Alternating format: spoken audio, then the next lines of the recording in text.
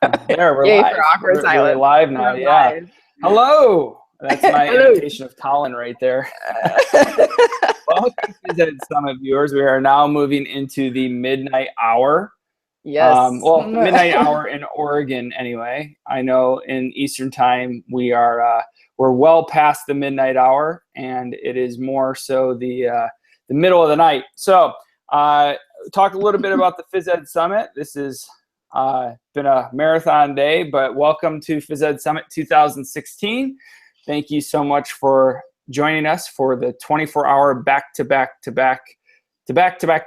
global event. We could not make this day happen without you. Super humbled by the outpouring of support and promotion of the summit from everyone in the phys ed community. You know, by sharing with one person, we're able to impact hundreds of students.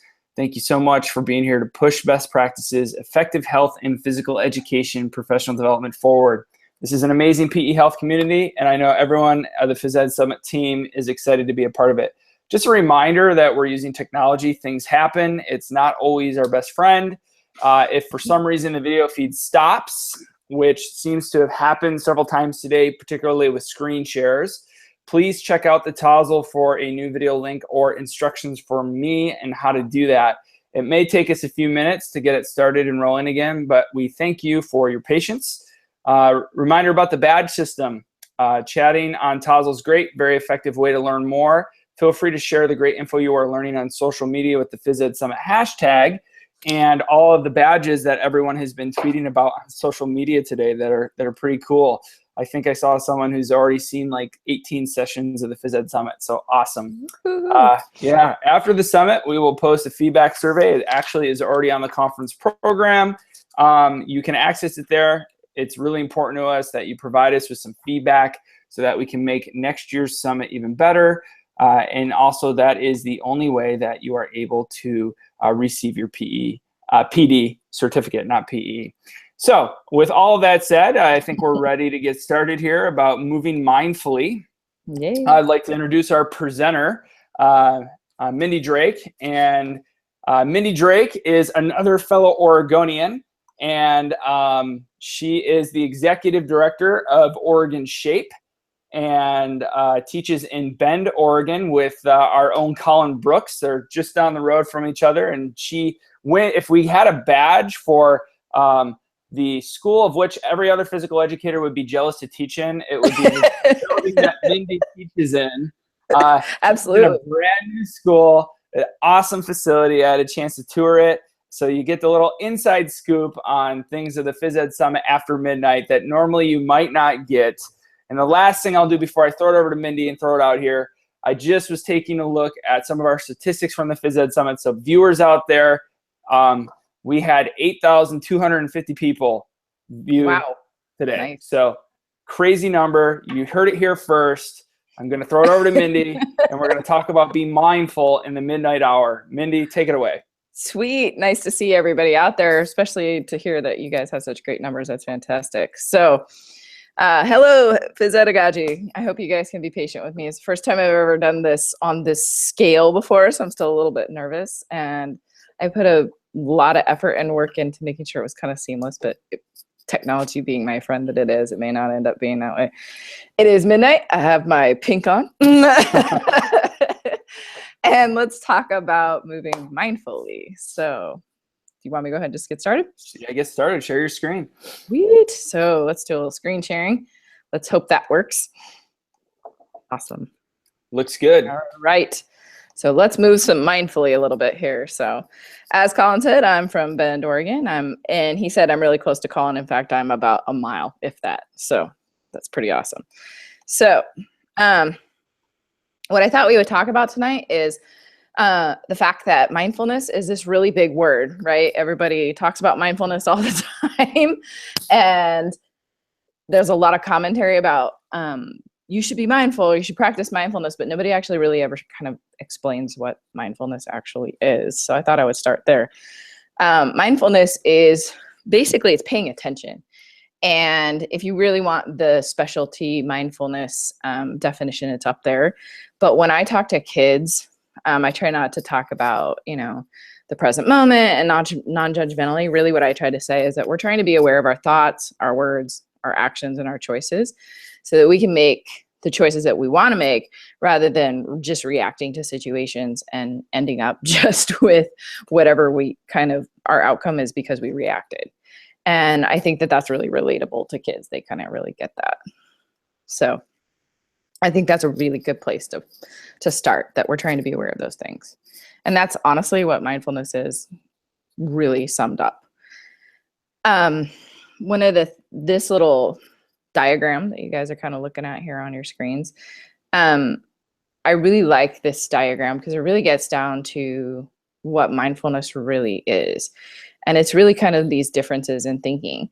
And when we're approaching anything with our rational mind, we're really doing that with our intellect. We're using logic and past experience. We're using facts. We plan. We're focused. And when we're reacting from our emotional mind, reason and logic are really tough. And we tend to let our emotions make our decisions, tend to be reactive. And we really rely on our core psychological needs, which may not always mesh up with a situational need. And ideally, being mindful kind of sits in that place between the two, because neither one is, you don't want to be rational all the time. You don't want to be emotional all the time. So that I really like this diagram for that purpose. So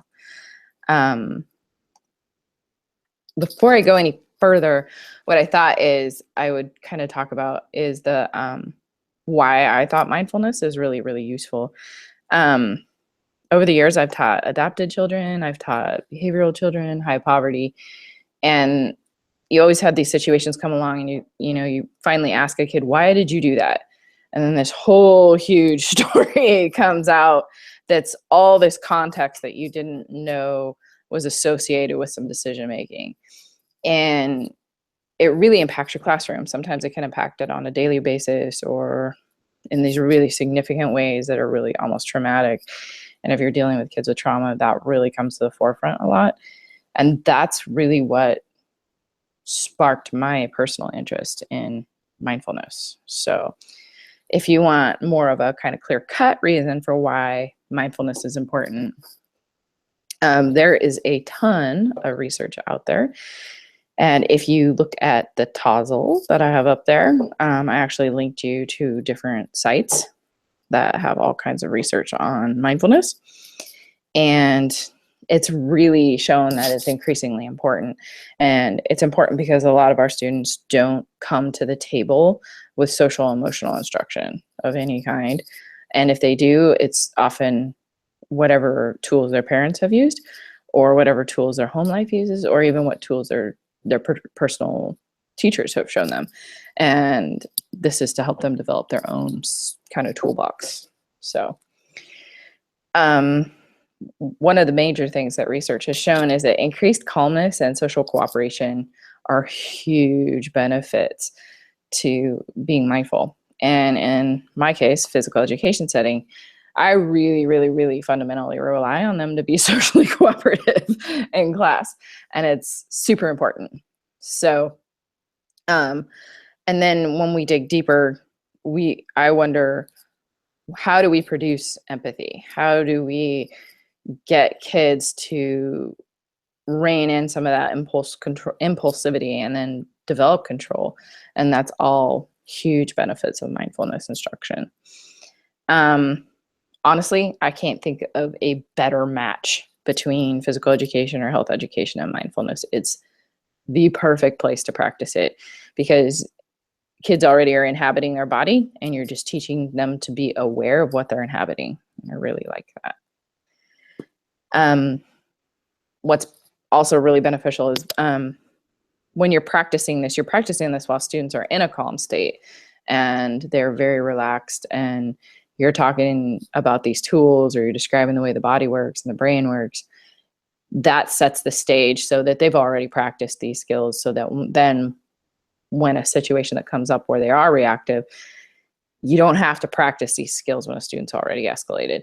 The toolbox is there and kids can very quickly and easily grasp them, and with a few keywords Next thing you know, problem solving becomes faster and more effective rather than trying to work through this escalated state and teach a skill in an escalated state, which is also super beneficial.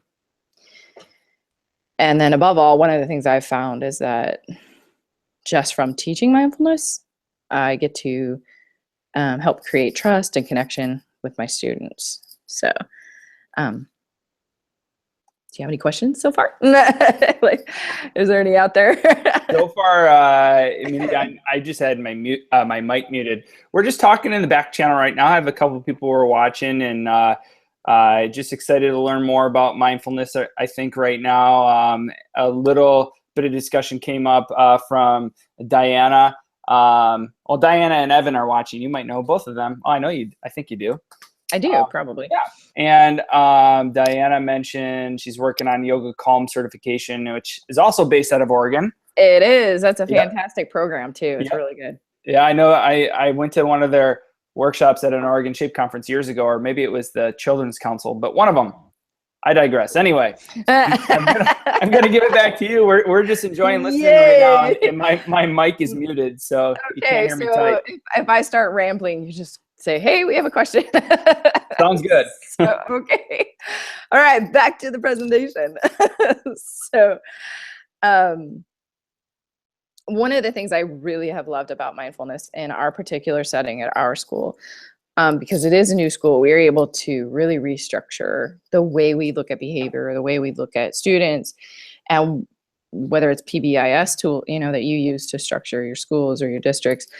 We've taken on a solid look at a lot of that basket of tools, and we threw a lot out, and we thought that we really wanted to focus on mindfulness. And my principal created the opportunity for us to have mindfulness lessons basically once every 2 weeks. Every class got a full-blown half-hour mindfulness lesson every 2 weeks. And now this year we've added on to that, where the beginning of the day is starting with mindful moments. So as we walked through this journey of mindfulness at our school, one of the big things that we did was I would come up with the lessons, I would teach the lesson, and then I would create these really cool PowerPoints or Google Slides presentations and share them with the staff. And then the staff could go ahead and then just project them up on the wall for their kids. And so it built the foundation for creating this mindful moment opportunity that we're having this year. So every single day there's a scheduled in the master schedule, 15 minutes, first thing in the morning, and it's called Mindful Moments. And the classroom teacher themselves gets to use it, and then they can, work with myself or work with our school psych or our student services to help build on this starting foundation that we have. And that's what that Mindful Moments is, and we really like that. It kind of set the day and set the tone. It also really helps create foundational skills. And if you look at standard 4, the national standard, basically, if you're looking at every single outcome, mindfulness totally meshes up and falls into those grade level outcomes.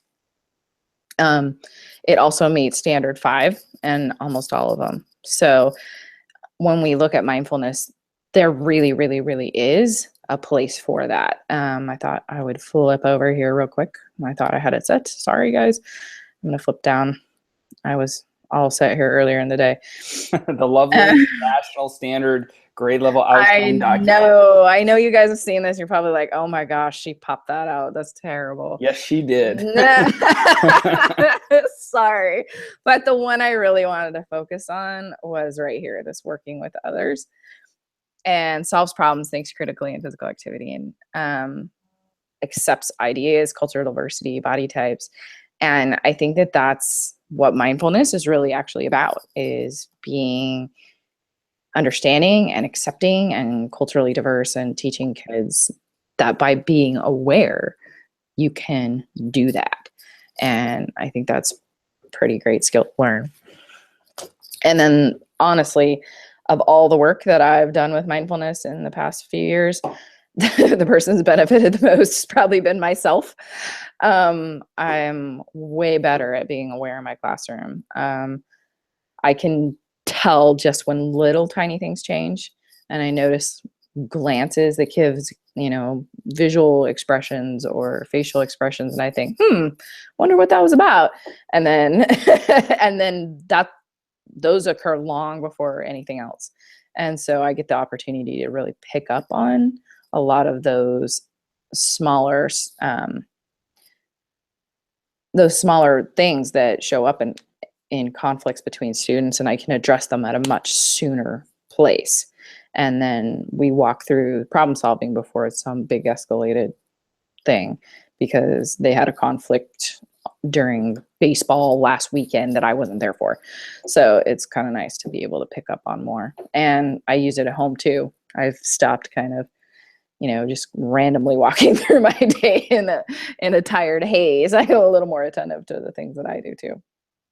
So before I really get into the nitty gritty of mindfulness, I think a lot of people are kind of afraid of it. It sounds really nebulous and big, but how to connect it to kids is really easy. It's actually not hard at all.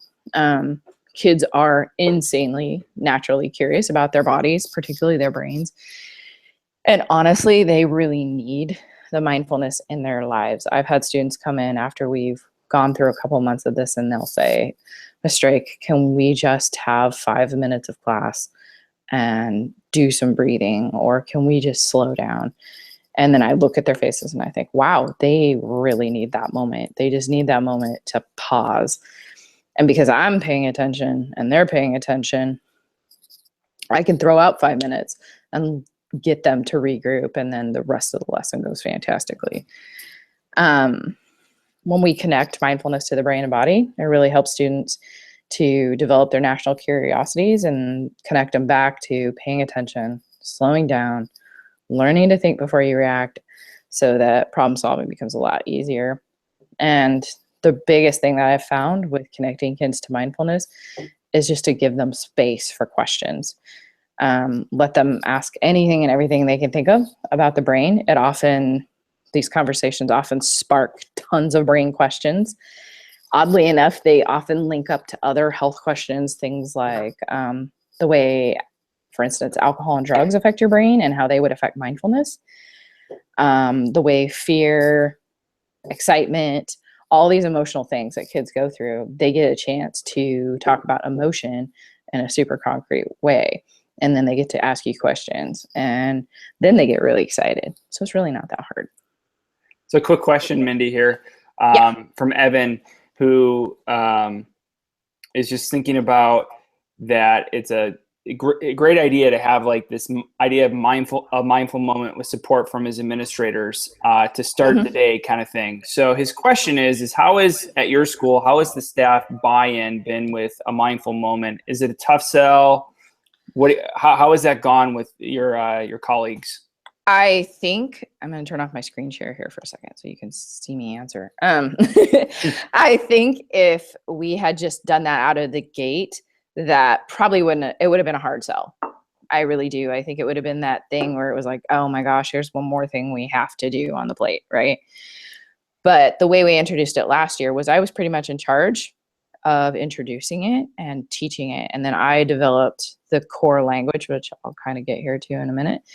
I developed this cohesive core language, and I kind of structured mine, I guess, about half on Mind Up and half of my own PE spin on the universe that I threw on it. But by doing that and then sending those PowerPoints out on like a weekly or monthly basis to the staff, that kind of started the conversation. And then it was great because kids would have these moments in the classroom, and say a kid was kind of out of control. And one of the phrases you use is your wise leader in charge? That means, is your prefrontal cortex in charge, or are you just being a reactive person, right? Are you thinking or are you reacting? And the teachers would use these phrases, and then the kids would come back and they'd go, oh, you know what? You're right. My wise leader's not in charge. And the kid would stop and use one of the tools. They would stop and breathe and collect themselves all on their own, and then get back to what they were doing in under 3 minutes. So the teacher was not dealing with like a lot of these really off the chart behaviors, or the kid was able to then articulate, you know what? I need to stand up. I can't sit anymore. I need to stand up. Is it okay if I stand up at the back of the classroom if I don't bother anybody? Because they were aware of what they were feeling in their body. And the teacher's like, yeah, that's totally fine. I can handle that. You can stand in the back of the classroom. I'm good with that. Versus you coming in here and being super disruptive. And it was funny. It was this really small trickling effect that kind of flew out all over the school. And then teachers would have these moments with their students where one teacher in particular, she was super excited. She came in and she had been working with this kid on a math concept for a really long time.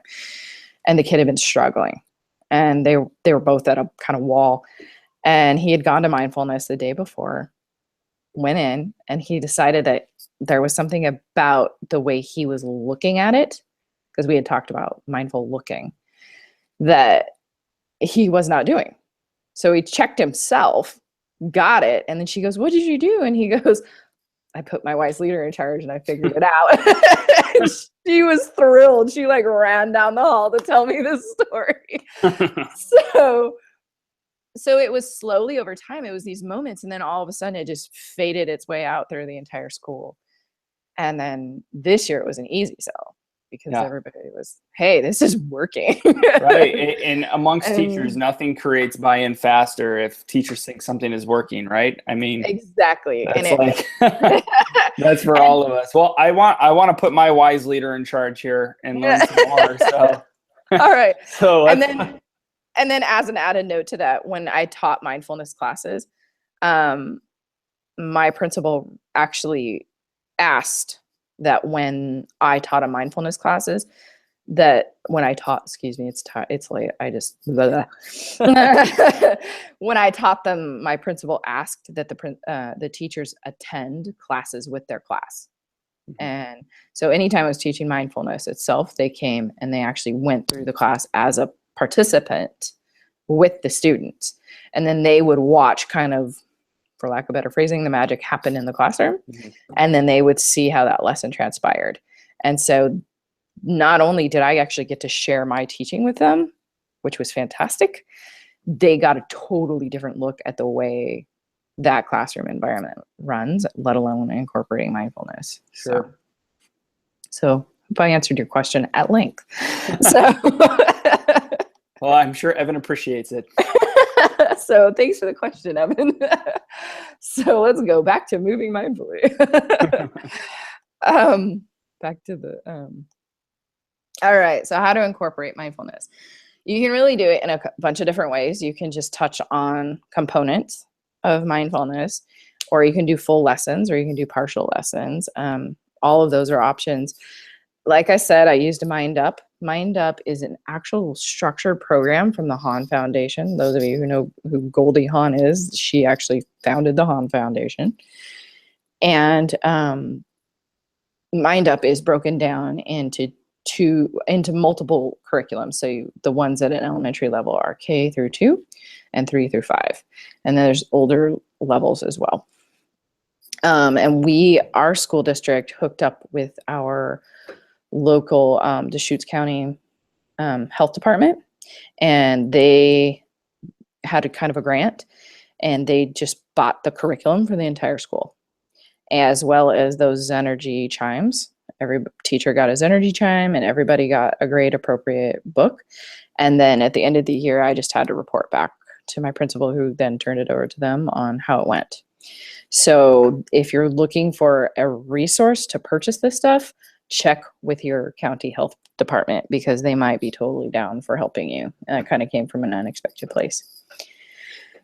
So what I did was I would use Mind Up as my progression, because it was a really solid progression.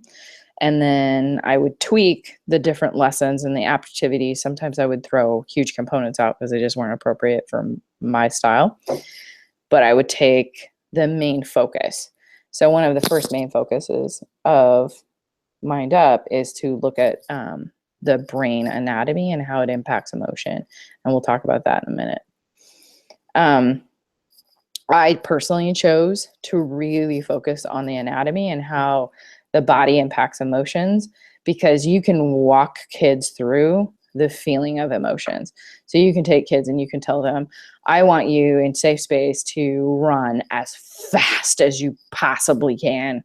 And then you can stop them in a few seconds, put their hand on their heart and say, okay, now that's exercise, but that's also what fear can feel like, that racing heart feeling, the sweatiness. And then you can really draw them into examining the way their body feels. And all of a sudden, by focusing on this anatomy and the movement, you're connecting emotion in this real way that they very much understand. And then you can build on that and teach them how to use their body to control their emotional reactions. So for some kids, that means I need quiet space. Other kids, it's I need to move. And we were able to say, okay, what do you need to do right now? What is your body telling you need to do? And get into that. And it was some really great kind of conversations with the kids. I highly, highly advocate that you establish a consistent common language and review it often. I reviewed this stuff on a daily, if not multiple times per class basis. Even though I was teaching it in, all on its own, I still went over it in PE every single day that I saw the kids. Use it daily and demonstrate it through your own actions. I remember a couple different instances in class where I would start to correct a student or try and work with a student, and I would catch myself and I would stop and I'd say, okay, let me back up. I wasn't being really mindful. Can you tell me what's going on right now in this situation? And we would go from that place. And it really was very helpful. And then of course, teachable moments, you have that kid that does that impulsive thing and they're regretful, but they don't want to admit they're regretful. And you can just walk up right in that minute and go, was that a mindful thing or was that unmindful? And they would usually say, that wasn't really mindful. And okay, so how are we going to fix that? How are we going to change that next time? And it takes a lot of that emotionality out of it. It takes a lot of that defensiveness or fear or whatever, especially for small, simple things. You can just point it out, move on. And in my case, one of the things the kids liked the best was I often used examples from my own life. I often told them the story about how, and this is actually true, I had intended to go to the grocery store and ended up at work because I autopiloted. And I just got in the car and drove, and I got to work, and I was sitting at work, and it was like a Saturday. Why am I at work? I meant to go to the grocery store. And of course, they thought that was hysterically funny and very funny. And did you really do that, Miss Drake? Yes, actually, I did. And so that was a really perfect example of not being mindful. And then you ask any kid, what's the number one unmindful thing your parents do? And they'll sit there and they'll kind of try and think. And then all you have to do is pull out a phone and look at it, and they'll all have a story to tell. And it really connects to them how they personally don't like people being unmindful to them. Kids hate when people are on cell phones and they want your attention. And that became so abundantly clear in the teaching of this is I did not realize the degree to which kids needed our attention. I do, but it was more than I thought. And then this cascade of examples would come out. So I thought at this point we kind of walk through a lesson, if that sounds good. Yeah, let's do it. I was kind of laughing at your autopilot moment because I had a moment like that not long ago where I didn't end up at work when I intended to go to the grocery store. That's pretty bad. I was driving somewhere. I can't even remember what it was now. I was driving somewhere and I wasn't paying attention. I was just thinking.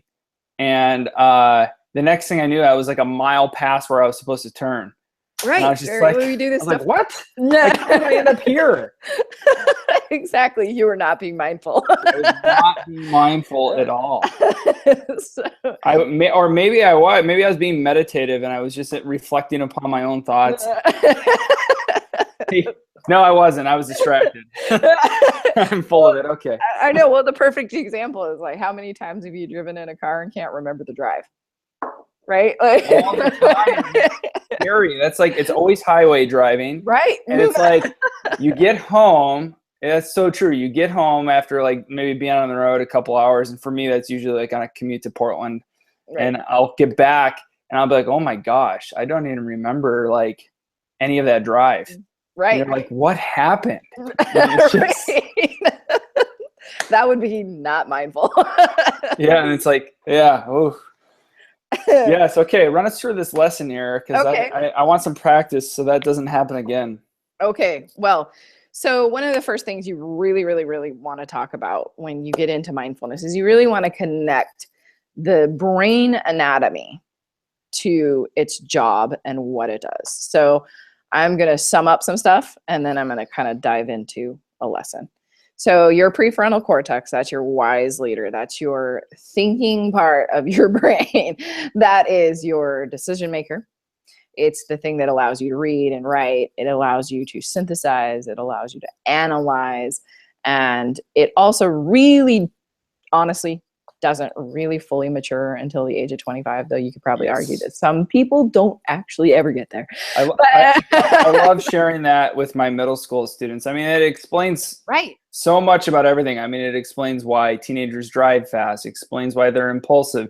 It, quite frankly, I mean, it explains why young men and women are such good soldiers when they're that much younger. I mean, truthfully, it's and it's actually a really good example of why that particular age group is targeted as well. Because I mean, another thing about the prefrontal cortex that I think this made me more mindful of this actually, but if you think about it, if you're dealing with elementary age children, your oldest kids are in 5th grade and most of them are between 10 and 12, depending on when they kind of join school, right? They still have between 13 and 15 years of development of that part of their brain. But we expect them to process and we expect them to control their impulsivity and control their reactions. And their brain is not even half done. And I think that was a real big brain gut check for me when I started taking all of this in, because I started kind of doing the math and being really mindful of that and thinking, wow, no wonder you don't really have that tool, because whoa, you're only about halfway there. And if you look at a kindergartner, they're only about 5 or 6 years into it. They still have like 20 years. So if you really think about that upper level thinking is just not there because it's not even grown yet. So I think that sometimes as adults, we have to check ourselves and be mindful of that. So second thing, you have your hippocampus, which is your memory keeper, for lack of better phrasing. It's where a vast majority of your memories are stored. And when I explain this to kids, especially elementary kids, in particular kindergarten, anybody that has seen the movie Inside Out, if you're going to teach mindfulness, watch the Disney movie Inside Out, because it will suddenly give you a bevy of metaphors for explaining emotion and mindfulness. And what I tell them is the hippocampus is a little bit like long-term storage in the movie. And then all of a sudden, they totally understand what you're talking about. Even a kindergartner will get that the hippocampus is long-term storage. And then you can connect all those dots for them using that movie. So there's a little tip for you with the really little ones. There we go. The movie Inside Out. The movie Inside Out. Yeah, you can use it on a 4-year-old. I do. So that's your memory keeper. And then finally is the amygdala. And really, the amygdala is your security guard. So what I always tell the kids is, do you want to just walk out in the middle of the street? Well, no, that's not a good thing. At that point, if you're walking out in the middle of the street, your amygdala starts firing and going, hey, you need to get out of the road. This is a problem. There are oncoming cars. So your amygdala starts firing. And you need that. That's really important. You need that so that you don't get smushed by a car. But you don't need your amygdala on when you're trying to do math. You don't need your amygdala turned on when you're trying to learn how to throw a ball correctly. Or you don't need it when you're trying to learn a tactic and a strategy when you're playing a game. And if you're getting angry or getting heated in the spirit of competition, you've turned your amygdala on and your prefrontal cortex is not working at that point. So the two don't work together. They work aside from each other. And your amygdala tends to connect really well with your hippocampus, especially when it comes to fear, because your hippocampus doesn't forget anything. So any of those memories, they all connect. So we get into a lot of those kinds of conversations, but I will talk to you about the amygdala mostly right now and give you that lesson. So we're going to talk about the reactions of the amygdala, which are fight, flight, or freeze. Those three reactions. So I want you all to close your eyes. Do I need to turn off the lights? No, you're good, because I'm actually going to turn on your amygdala. You're not going to like me very much here in a minute. Okay, all right. So I want you to just imagine, Adam, this will pertain to you really well. You're going to imagine you're relaxing on your bed and you're comfy, you're cozy, you're that perfect temperature of warm. And you're just about ready to drift off to sleep, and bam! Somebody slams the door and you're awake. What is the first thing you feel in your body when somebody slams that door? The first thing, are you talking about like an emotion? Feeling in your body. What is the sensation in your body? Oh, it's the sensation is like it's like a jolt. You know, A jolt. It's like a jolt.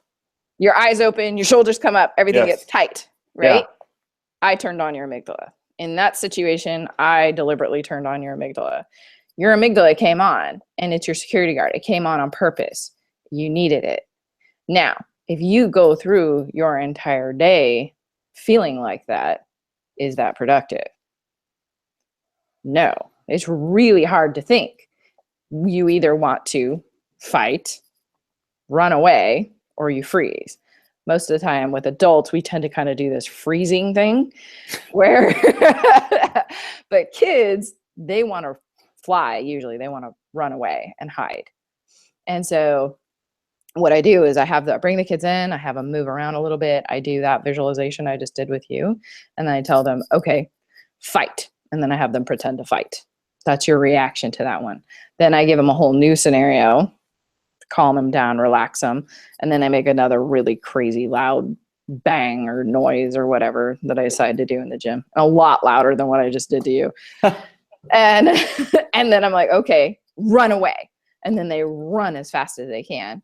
And then we stop and we talk about racing heart and all of those kind of physical feelings. And then the last one is freeze. You know, what do you do when you freeze? So that's just like a quick little example of a very easy way to teach that and then combine movement. And it's perfect because when you're talking about those reactions, you can reproduce them physically really easily. And we started there. We start with that fight, flight, or freeze. And then stop them. So we've jolted awake. Okay. So all I want you to do is close your eyes. And I want you to close my eyes. Okay. So you've been jolted awake. Okay. Now all I want you to do is take that nice big deep breath in through your nose, out through your mouth,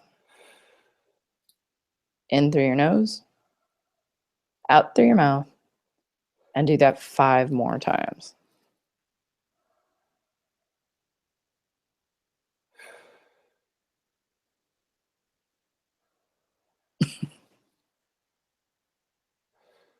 And then you open your eyes.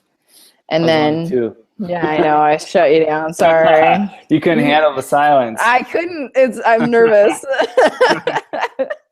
But you can, when you take them from a running state and then use those breath patterns to bring them down, you can show them that it is possible to control your physical reactions.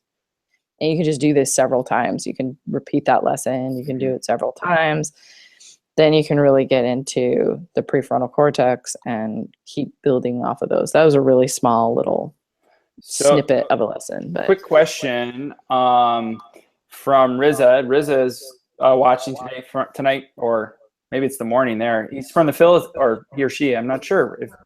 I guess Riza. Let's just after it's almost 1 a.m. my time. Riza is from the Philippines, That's what I wanted to say from the get-go. And Riz's question, and maybe you already answered it, but Riz's question came a few minutes ago about how to best start mindfulness in class. So my question is what you just described, kind of that lesson right there, is that how you start it with your kids?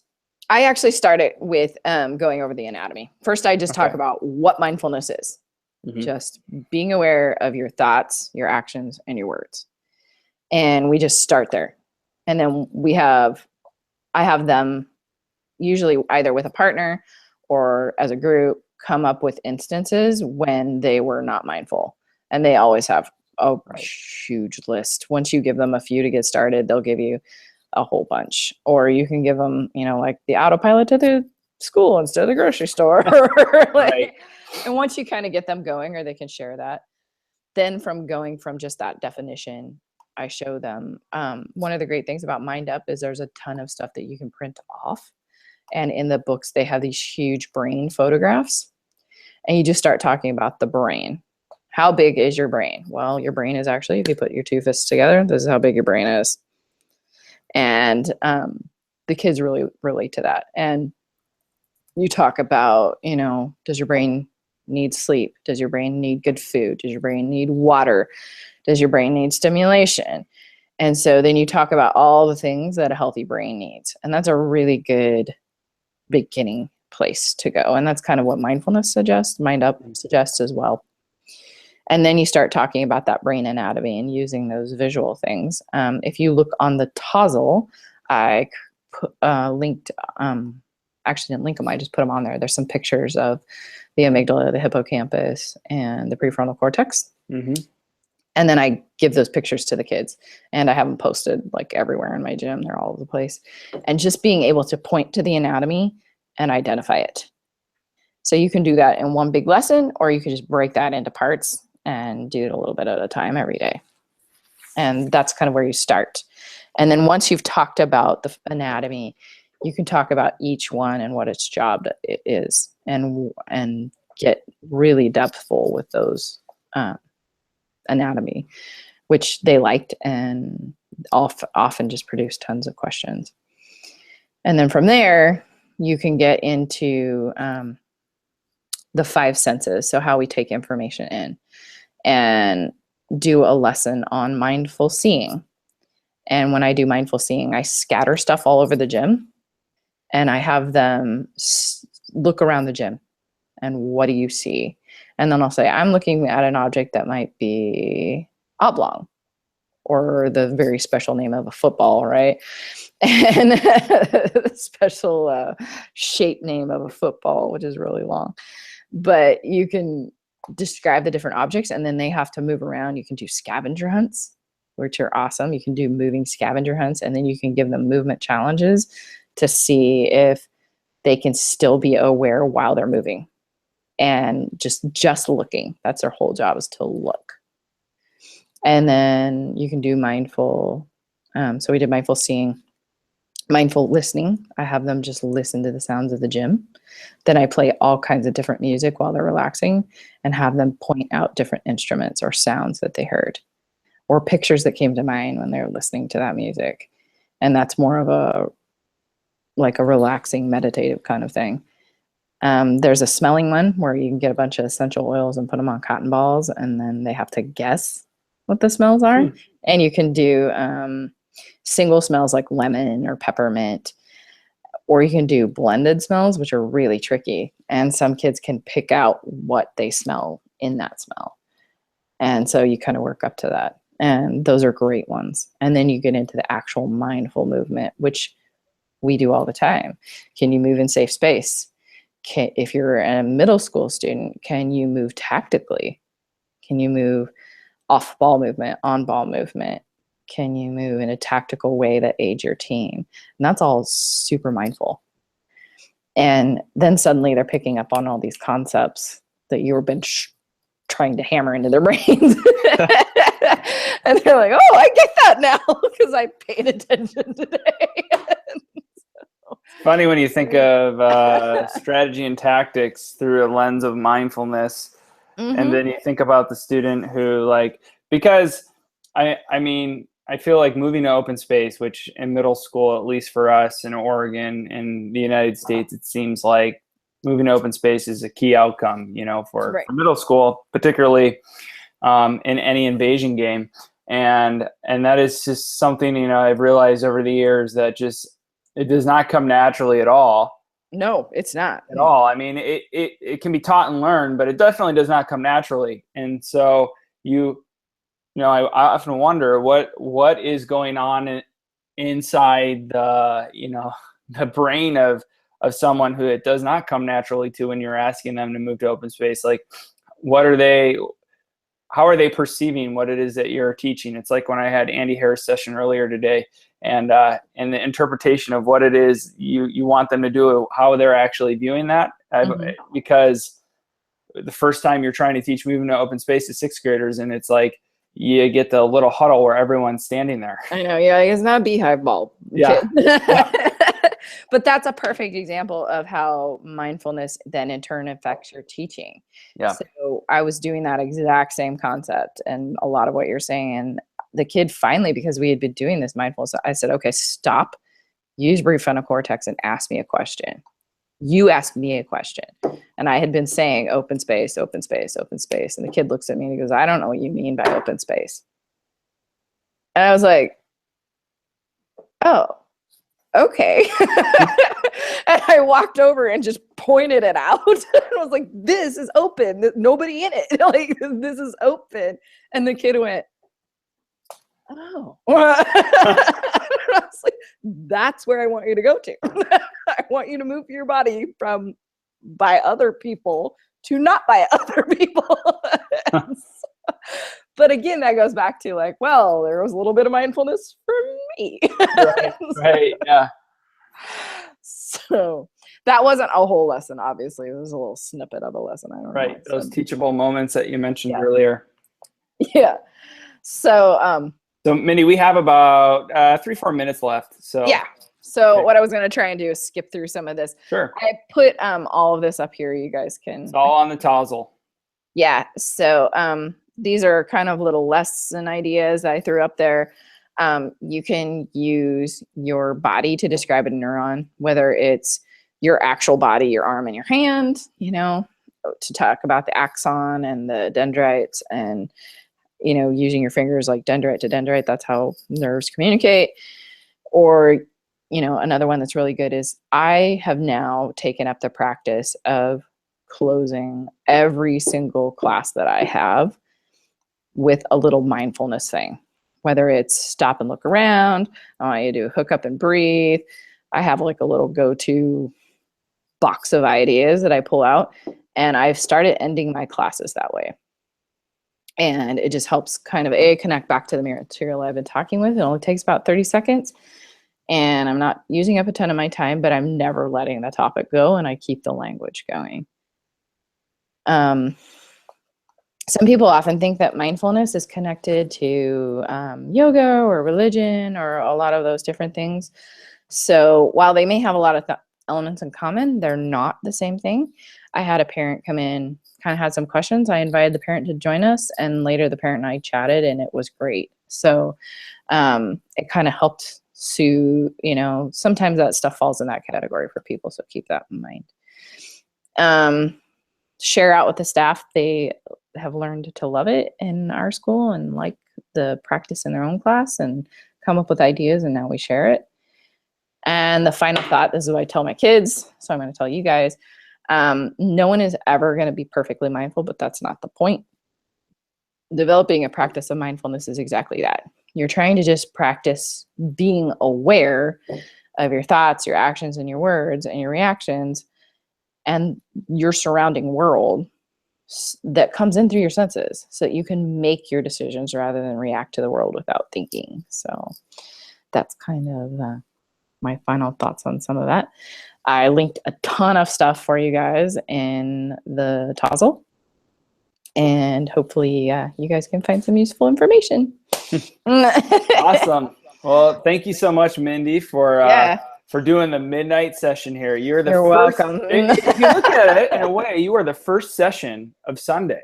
I mean, Very you're the first. Start your day out mindfully. Starting out your day mindfully, and now we are officially in the last the home stretch, the final countdown of the Phys Ed Summit. And for those of you on the Tozzle, I just posted the link to the conference program, because what I just wanted to say, if you've been mindful enough to be with us this long, you should totally hang around for the next 3-4 hours, because we've got some killer sessions on the way for the rest of the night. So with that, Mindy, once again, thanks for sharing. You have any final words? Nice to meet all of you. I hope you found some useful stuff. You guys are welcome to contact me. There's all kinds of information in there, and I hope you guys have a great rest of the summit, and I'm going to bed. Good call. So thanks, Mindy, and I'm going to end the broadcast, folks. Have a good time with the rest of your summit.